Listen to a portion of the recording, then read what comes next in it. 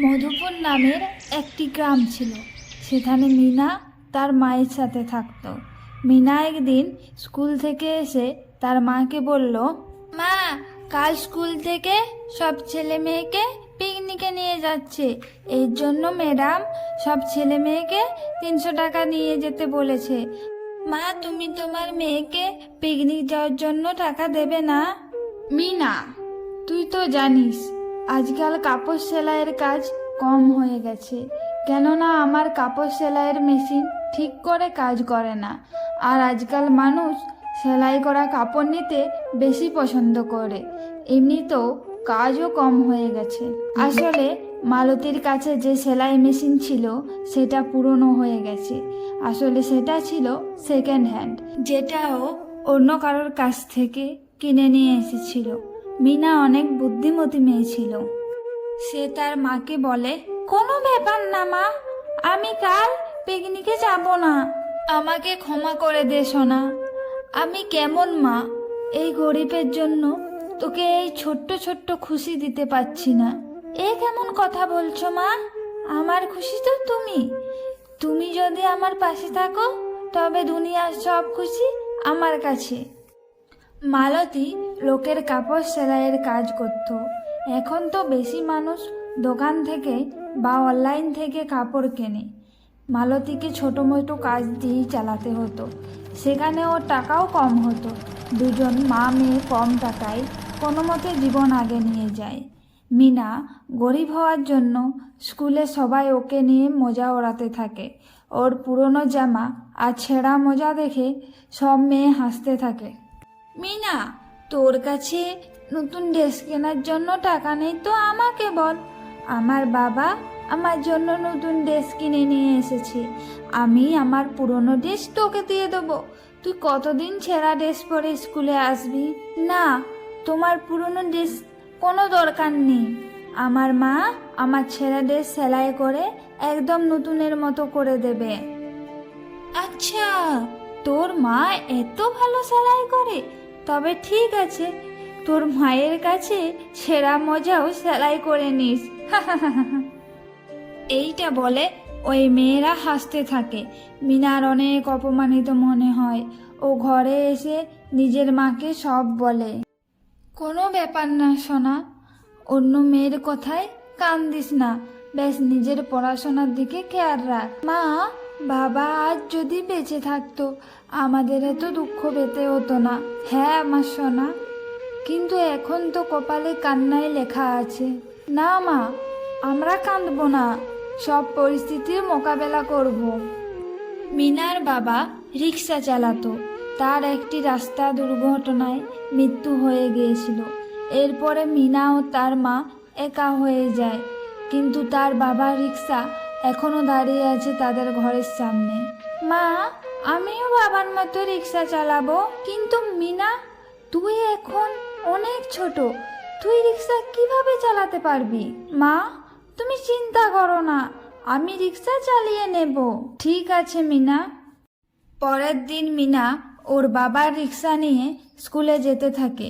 সে অন্য স্কুল যাওয়া বাচ্চাদের রিক্সা নিয়ে স্কুলে ছেড়ে দিত, আর সন্ধ্যাবেলায় ওই বাচ্চাদের রিক্সায় বসিয়ে ঘর ছেড়ে দিত। এভাবে মিনার কিছু পয়সাও হয়ে যেত। এতে স্কুলের মেয়েরা মিনাকে রিক্সাওয়ালি বলে ডাকতে থাকে। তো কি হয়েছে, পরিশ্রম করি, আমি আমার মাকে সাহায্য করি, কারোর কাছে ভিক্ষা তো করিনি। মিনা ওর জবাবে সবাইকার মুখ বন্ধ করে দেয়। এরকম করেই দিন চলে যায়। এরপরে একদিন স্কুলের ম্যাডাম ঘোষণা করে, বাচ্চারা, পরশু আমাদের স্কুলে ফ্যান্সি ড্রেস কম্পিটিশন প্রতিযোগিতা আছে। সব বাচ্চাদের এই প্রতিযোগিতায় অংশগ্রহণ করতে হবে। যে বাচ্চা এই প্রতিযোগিতায় প্রথম হবে তাকে 20,000 টাকা পুরস্কার দেয়া হবে। ঘোষণা শুনতেই মিনা ভাবল, এই পুরস্কার যদি আমি জিতি, মায়ের জন্য নতুন সেলাই মেশিন এসে যাবে। কিন্তু ফ্যান্সি ড্রেস কম্পিটিশন প্রতিযোগিতায় পড়ার জন্য আমার কাছে কাপড় কোথা থেকে আসবে? মিনার ক্লাসের মেয়েরা মিনাকে বলে, মিনা, ফ্যান্সি ড্রেস কম্পিটিশন প্রতিযোগিতায় তুই কোন ড্রেস পরে আসবি? এ কি পরবে? এর কাছে তো স্কুলে পরে আসার জন্য ভালো ড্রেস নেই। মিনা, আমার কাছে পুরনো জামা আছে, তুই যদি বলিস আমি এনে দেব। না, আমার তোমাদের কাপড়ের দরকার নেই, আমার মা আছে না, সে আমার জন্য কিছু সেলাই করে দেবে। হ্যাঁ, তোর মা তো অন্য লোকেদের থেকে চুরি করে কিছু কাপড় তো রেখেই দিয়েছে, ওই কাপড় দিয়ে কোনো ড্রেস বানিয়ে নেবে। নিজের বান্ধবীদের কথা শুনে মিনা উদাস হয়ে যায়। সে স্কুল থেকে ঘরে আসে, মালতী ওকে খাবার খেতে দেয়। মিনা, আমার সোনা মা, তুই এসে গেছিস, আয় খাবার খেয়ে নে। না মা, আমার খিদে নেই। কেন খিদে নেই? তুই তো এখন ডবল পরিশ্রম করছিস, তুই যদি ঠিক করে খাবার না খাস তবে পড়াশোনা আর রিক্সা চালানো কি করে করবি? তখন মিনা স্কুলের সব কথা মাকে বলে। মা, স্কুলের সব মেয়েরা আমাকে নিয়ে মজা করে। মা, আমার স্কুলে ফ্যান্সি ড্রেস কম্পিটিশন প্রতিযোগিতা আছে, আমাকে সেখানে যে করেই হোক জিততে হবে, কেননা ওদের সকলের মুখ বন্ধ করতে হবে। কিন্তু প্রতিযোগিতায় পড়ে কি যাবি? আমার কাছে তো এত টাকা নেই যে আমি তোকে নতুন জামা দিতে পারবো। তখনই মিনার ঘরে থাকা পুরনো ডায়েরির দিকে চোখ যায়।